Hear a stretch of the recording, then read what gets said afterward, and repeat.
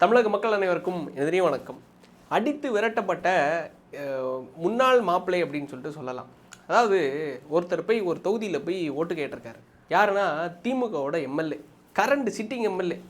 Like நம்ம தான் அப்பப்போ சொல்லுவோமே இந்த கிட்னி திருடன் அப்படின்னு சொல்லிட்டு. யாருன்னா தனலட்சுமி ஸ்ரீனிவாச ஹாஸ்பிட்டலோட அந்த மருத்துவமனையோட ஓனரோட பையன், அதாவது கதிரவன் அவர்கள், ஸ்ரீனிவாசன் அவருடைய பையன் கதிரவன் அவர்கள்.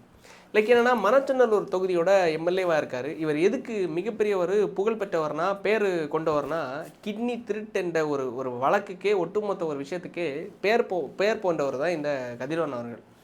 போய் பிரச்சாரம் பண்ணியிருக்கார்.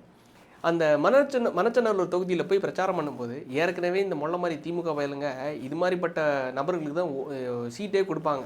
லைக் என்னென்னா மணச்சநல்லூர் தொகுதிக்கு மறுபடியும் நம்மளோட வெற்றி வேட்பாளர் லைக் கதிரவன் அவர்கள்னு சொல்லிட்டு ஸ்டாலின் அவர்கள் வந்து மேடையில் அறிவித்தார். லைக் எந்திரிச்சு கும்பிட்டாரு. கும்பிட்டதுக்கப்புறமா மக்கள்கிட்ட போய் கும்பிட்டு ஓட்டு கேட்போம் அப்படின்னு சொல்லிட்டு போகும்போது லைக் அடித்து விரட்டாத குறையா லைக் துரத்தி விட்டாங்க. லைக் என்ன ஆகிடுச்சு தெரியுமா? இவர் போய் நான் வந்து புது மாப்பிள்ளையெல்லாம் கிடையாது, போன வாட்டி புது மாப்பிள்ளை, இந்த வாட்டி பழைய மாப்பிள்ளை தான். ஆனால் பழைய மாப்பிள்ளையாக இருந்தாலும் நீங்கள் வந்து எப்படியாவது 60,000 ஓட்டு வித்தியாசத்தில் என்னை ஜெயிக்க வச்சே ஆகணும் அப்படிங்கிற மாதிரி போய் கேட்டிருக்காரு. மக்கள் கொந்தளிச்சிட்டாங்க. லைக் இந்த கிட்னி திருட்டு வழக்கு ஒன்றுமே செய்யலை, தொகுதி பக்கமே வரல அப்படிங்கிறத ஒட்டுமொத்த விஷயத்தையும் முன்னிறுத்தி தொகுதி மக்கள், பாமர மக்கள் கொந்தளிச்சிட்டாங்க. நேற்றுக்கு ஒரு விஷயத்தை பெரிய லெவலில் அடித்து விட்டார். என் ஹாஸ்பிட்டலில் ஒரே ஒரு விஷயத்தை மட்டும் நீங்கள் எடுத்து சொல்லுங்கள் பார்ப்போம். ஒரு கிட்னி திருட்டு, கிட்னி முறைகேடு என் ஹாஸ்பிட்டல் மேலே ஒரு குறையை நீங்கள் எடுத்து சொல்லுங்கள் பார்ப்போம். நீங்கள் நிரூபிச்சிட்டிங்கன்னா 1 கோடி ரூபா தரேன்னு சொல்லிட்டு. நான் ஒருத்தன் இங்கே இருக்கேன், பார்த்துட்ருக்கேன். டேய், நான் வந்து பாதிக்கப்பட்டவங்க என் சைடில் இருக்காங்க. பாதிக்கப்பட்டவங்க அங்கே தான் அவங்களோட வீட்டுக்காரரு ஆப்ரேஷனே நடந்துச்சுங்கிறத என்னோட வாக்கு மூலமாக கொடுத்துட்டாங்க. நாங்கள் வந்து கம்ப்ளைண்ட்டாக சம்மந்தப்பட்ட அதிகாரிக்கு எல்லாமே எழுத்துப்பூர்வமாக கொடுத்துட்டோம்.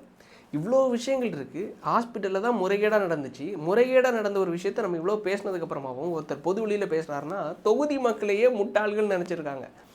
இதெல்லாம் முட்டாள்கள் தான், படிப்பறிவு இல்லாதவங்க தான், தற்கூரிகள் தான், இவங்கெல்லாம் இலிட்ரேட்ஸ் தான் அப்படின்னு சொல்லிட்டு நினச்சிட்டு ஓட்டு கேட்க போயிருக்காரா?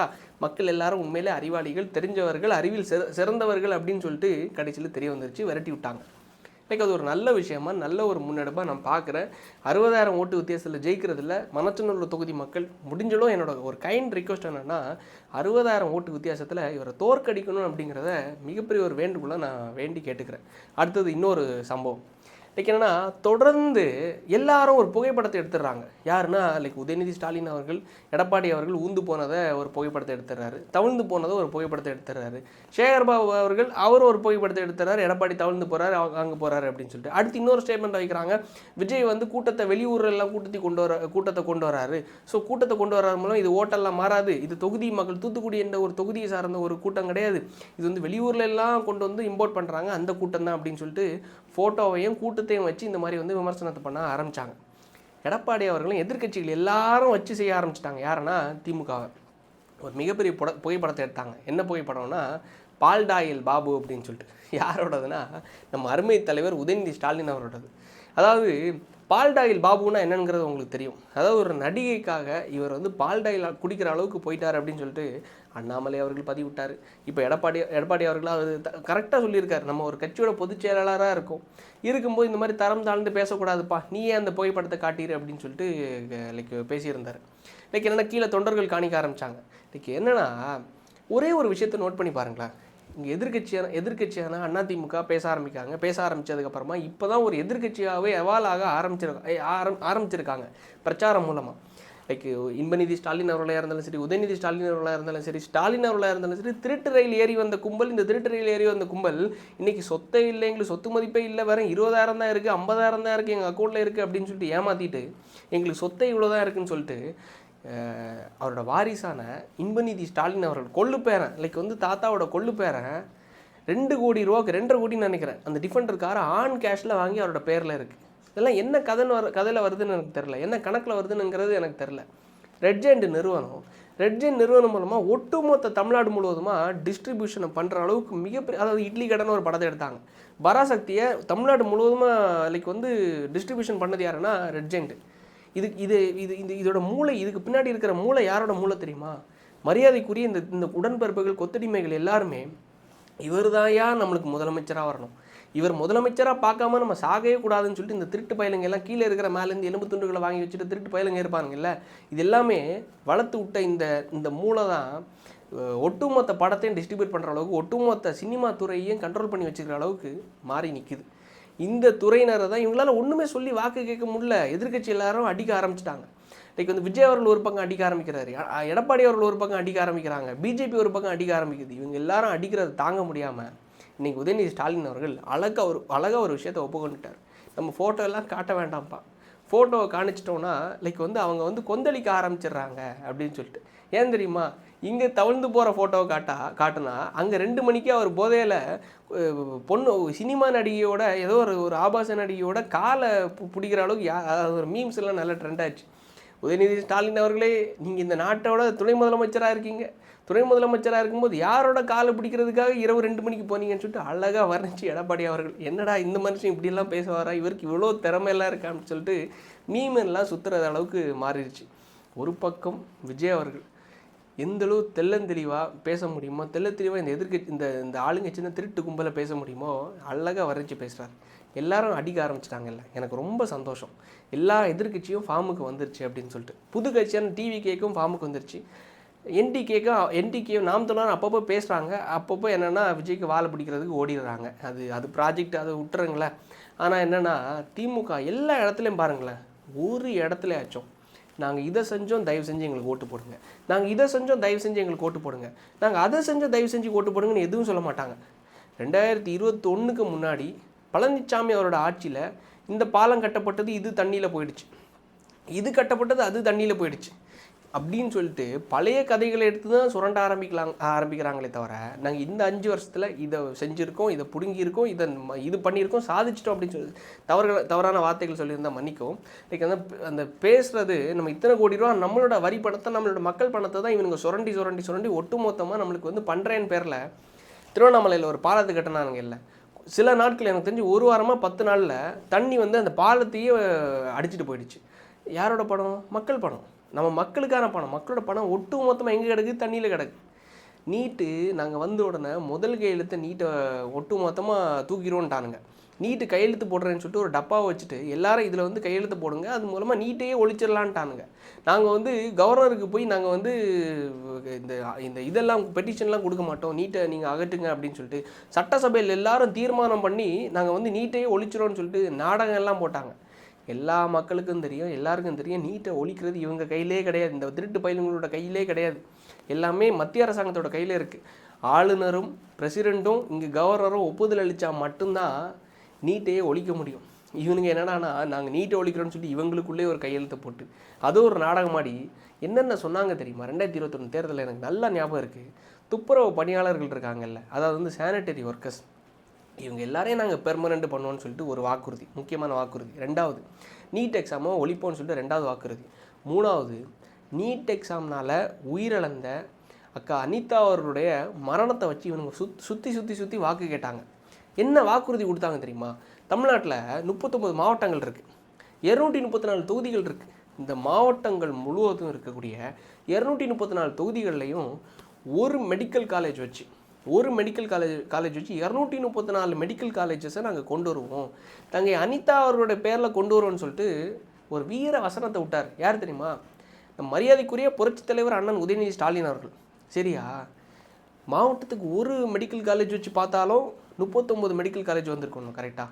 மண்டலத்துக்கு ஒன்று வச்சு பார்த்தாலும் அட்லீஸ்ட் ஒரு 4வது வந்திருக்கணும். நார்த்து, ஈஸ்ட்டு, வெஸ்ட்டு, சவுத்துன்னு சொல்லிட்டு இந்த பக்கம் தென் மண்டலம், வடக்கு, இந்த பக்கம் மேற்கு, தெற்குன்னு சொல்லிட்டு 4வது வந்திருக்கணும். ஒரு மெடிக்கல் காலேஜு கூட, ஒரு செங்கல்ல கூட கலட்ட முடியாத ஆட்சி தான் இந்த திமுக ஆட்சி.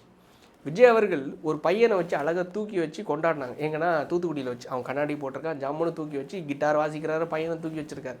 அடுத்த நாள் நேற்று பார்க்குறேன், அதே மாதிரியே உதயநிதி ஸ்டாலின் அவர்கள் ஒரு பையனை தூக்கி வச்சுருக்காரு. அந்த பையன் கையில் எய்ம்ஸ்ன்னு இருக்குன்னு சொல்லிட்டு, எய்ம்ஸ்னு ஒரு செங்கல் எல்லாம் வச்சுருக்காப்புல. எல்லாம் நீங்கள் வச்சுருக்கீங்க, காப்பி கேட்டு புரியலை. அவங்க ரோட் ஷோ போனால் ஐயோ நம்மளும் ரோட் ஷோ போகணும், நம்மளும் ஒரு கூட்டத்தை கூட்டணும். அவங்க செங்கல் எடுத்துட்டாங்களா, நம்ம வந்து பாறாங்கல் எடுக்கணும். அவங்க குழந்தைங்களை எடுத்துட்டாங்களா, நம்மளும் ஒரு குழந்தைய எடுப்போம். இதை பார்த்தா இந்த எலெக்ஷனை பொறுத்த மட்டும் சிரிப்பாக தான் வருது. ஆக்சுவலாக என்ன தெரியுமா, சொன்ன வாக்குறுதியை வச்சு வாக்கு கேட்குறது இவங்களுக்கு வக்கு இல்லை. காரணம் ஒன்றுமே பண்ணல. துப்புரவு பணியாளர்களுக்கு என்ன செஞ்சாங்க தெரியுமா? ஒன்றுமே செய்யலை. ஒட்டுமொத்த துப்புரவு பணியாளர்களும் சானிடரி ஒர்க்கர்ஸும் இந்த லாஸ்ட் 2 வருஷத்தில், இந்த 5 வருஷம் ஆட்சியில் 2 வருஷத்தில் மட்டும் எத்தனை போராட்டங்கள் தெரியுமா? தமிழ்நாடு முழுவதுமா, மதுரையில் ராம்கி, அதை தாண்டி வந்து சென்னையில் ஒட்டுமொத்த நிறுவனங்களும் ஒட்டுமொத்த ப்ரைவேட்டைஸ் இவங்க பண்ணுறாங்க அப்படிங்கிற தெரிஞ்சோடனே ஒட்டுமொத்த துப்புரவு பணியாளர்களும் சானிடரி ஒர்க்கர்ஸும் இறங்கி போராட்டம் பண்ணாங்க. தொழிலாளர்கள் போராட்டம் பண்ணாங்க. எல்லாரும் போராட்டம் பண்ணாங்க. கடைசியை சாதிச்சாங்களா? இவங்களுக்கு வந்து நிரந்தர வேலை கொடுத்தாங்களா? கிடையாது. ஸ்டில் அவங்கள என்ன பண்ணிட்டாங்க தெரியுமா? ராம்கி நிறுவனத்துக்கு குத்தகைக்கு கொடுத்துட்டாங்க. நீ போராட்டம் பண்ணலை, எங்கேயும் போ. நான் வந்து நீ இல்லைனா நான் ஹிந்திக்காரனை வச்சு இந்த ஊரை வந்து க்ளீன் பண்ணிக்கிறேன் அப்படின்னு சொல்லிட்டு ஒட்டுமொத்தமாக துப்புரவு பணியாளர்களை நடு ரோட்டில் விட்டாங்க. அது ஒன்றா, சாம்சங் அதோட நடு ரோட்டில் விட்டாங்க. அதுவும் 2ஆ, லைக் வந்து நீட்டு அதுவும் 3ஆவது நடு ரோட்டில் விட்டாங்க. இந்த சரக்குனால, டாஸ்மாக்னால தமிழ்நாட்டில் இருக்கிற பெண்களோட தாலி அறுக்கப்படுது. ஸோ இந்த டாஸ்மாக் ஒட்டுமொத்தத்தையும் ஒளி போட்டாங்க. யார்? நம்ம மரியாதைக்குரிய அக்கா கனிமொழி அவர்கள் என்ன பண்ணாங்க? ஒரே ஒரு டாஸ்மாக் இல்லை, ஒரே ஒரு கடையாச்சும் அகட்டினாங்களா? டாஸ்மாக்கு போனால் அங்கே இருக்கிற சரக்கை குடித்தா அங்கே மெத்தனால் கலந்துருக்கு, அங்கே வந்து சாராயம் கலக்கப்பட்ட சரக்கை குடித்தனால இத்தனை பேர் மரணம் அடைஞ்சிருக்காங்கன்னு சொல்லிட்டு டாஸ்மாகில் விற்கப்படக்கூடிய சரக்கே சாராயமாக இருக்குது. டாஸ்மாக் 12 மணிக்கு திறக்குதா, அதுக்கு பக்கத்தில் மண்டபத்தில் வச்சு சரக்கை விற்றுட்டு இருக்காங்க. பக்கத்தில் இருக்கிற மண்டபத்தில் வச்சு சரக்கு விற்கிறது. சரி, இது ஓகே. நம்ம மாநாடுக்கு ஒரு கூட்டுவோம். அந்த மாநாட்டில் வச்சு நம்ம வந்து மிகப்பெரிய ஒரு மாநாட்டை கூட்டுவோம். எழுச்சி மாநாடு, செந்தமிழ் கலைஞர் மாநாடு, முத்தமிழ் மாநாடுன்னு சொல்லிட்டு நடத்துவானுங்கல்ல. இந்த மாநாடு முடிஞ்சதுக்கப்புறமா அங்கே வந்து திருட்டு பயலுங்க எல்லாருக்குமே கொடுக்கப்பட்ட என்ன தெரியுமா? இம்புட்டு சைஸுக்கு ஒரு beer bottle, biryani beer bottle, சரக்கு, பொம்பளை, ரேப்பு, எல்லாமே உச்சத்தில், கஞ்சா எல்லாமே. இந்த சமீபத்தில் எனக்கு தெரிஞ்சு ஒரு 3 வருஷம் இருக்கும்னு நினைக்கிறேன். இந்த எஸ்ஆர்எம் காலேஜில் எல்லாரும் நம்ம பிள்ளைங்க நல்லா படித்து இன்ஜினியர், கலெக்டர், டாக்டர் ஆகணும், வக்கீல் ஆகணும்னு சொல்லிட்டு காலேஜில் கொண்டு போய் விடுவாங்க. இல்லை, எஸ்ஆர்எம் கல்லூரியில் பக்கத்தில் இருக்க விடுதிகளில் சுற்றி ஒரு ரைடை போட்டாங்க. எத்தனை 100 ஸ்டூடெண்ட்ஸ் மாட்டாங்க தெரியுமா? எத்தனை பேரோட வீட்டில், எத்தனை பேரோட இந்த பிஜியில், ஹாஸ்டலில் போய் எத்தனை கிலோ கஞ்சாவை பறிமுதல் பண்ணாங்க தெரியுமா? இவனுங்களை சொல்லி குற்றம் இல்லை, ஜாஃபர் சாதிக்கு தெரியும் இல்லை. அப்பேற்பட்ட ஒரு இந்த சாதனைலாம் சொல்லி ஓட்டு கேட்க முடியுமா? எங்கள் கட்சிக்காரரு பெண்ணோட இடுப்பு பிடிச்சாரு, ஏர் ஹோஸ்டரோட இடுப்பு பிடிச்சாரு திமுகவோட கவுன்சிலர் பிரபாகரன் அவர்கள். இன்றைக்கி வந்து 2.5 வயசு குழந்தைய கொன்னுட்டான். அதை தாண்டி வந்து திருநெல்வேலியில் மாவட்ட செயலாளரை கொன்ன வழக்கு எங்களால் சொல்யூஷனே கண்டுபிடிக்க முடியல. லைக் வந்து கன்னியாகுமரி ஒட்டுமொத்தமாக நம்ம வந்து மலைகளை சுருண்டுறோம், ஒட்டுமொத்த மலைகளையும் நாங்கள் அகட்டிட்டோம். இதெல்லாம் சொல்லி இவங்களால் ஓட்டு கேட்க முடியுமா? மக்களோட கிட்னியை திருடுறவனுக்கே திருப்பி நாங்கள் சீட்டு கொடுத்துருவோம்னு சொல்லிட்டு ஓட்டு கேட்க முடியுமா? ஒன்றே ஒன்று தான். ஐயோ, அவர் ரோட்ஷோ போயிருக்காரா, நம்மளும் ரோட்ஷோ போடணும். அவர் வந்து கோட்டு போட்டிருக்காரா, நம்மளும் கோட்டு போடணும். இதெல்லாம் பார்க்குறதுக்கே இந்த தேர்தலை பொறுத்த மட்டும் பார்க்குறதுக்கு அசிங்கமாக இருக்கிறதோட சுவாரஸ்யமாக இருக்குது. மக்களான தெளிவாக இருக்காங்க, யார் நமக்கானவங்க, யார் நம்மளுக்காக வந்திருக்காங்க அப்படிங்கிறத. ஸோ தயவு செஞ்சு ஓட்டு கேட்டு இவங்க செஞ்ச சாதனை வச்சு யாராலையும் ஓட்டு கேட்க முடியாது. செய்யாததை வச்சோம். பிஜேபி அங்கே பண்ணிட்டாங்க, எடப்பாடி 2021 முன்னாடி இதை பண்ணிட்டாரு, விஜய் படங்கள்லாம் இதே நடிக்கல, ஒன்றுமே பண்ணல. லைக் வந்து இந்த மாதிரிப்பட்ட நண்டு சுண்டு இந்த சாக்குகளை வச்சு தான் உங்கள் வீட்டு தேடி வருவாங்களே தவிர திருப்பி இதே நீட்டை சொல்லுவானுங்க, திருப்பி இதே சரக்கு நாங்கள் சாராயத்தை அழிச்சிரோன்னு பாருங்கள். எல்லாத்தையும் வச்சுருக்குது இவனுங்க தான். ஆனால் அழிக்கவே மாட்டானுங்க, மக்களை தான் அழிப்பானுங்களே தவிர ஒன்றும் பண்ண மாட்டானுங்க. ஸோ இதை மனசில் வச்சு மக்கள் நல்ல ஒரு ஆட்சிக்கு, நல்ல ஆட்சியாளர்களுக்கு, நல்ல வேட்பாளர்களுக்கு வாக்களித்து நாட்டை திருத்துவீர்கள் என்று நம்பி விடைபெறுகிறேன். நன்றி, வணக்கம்.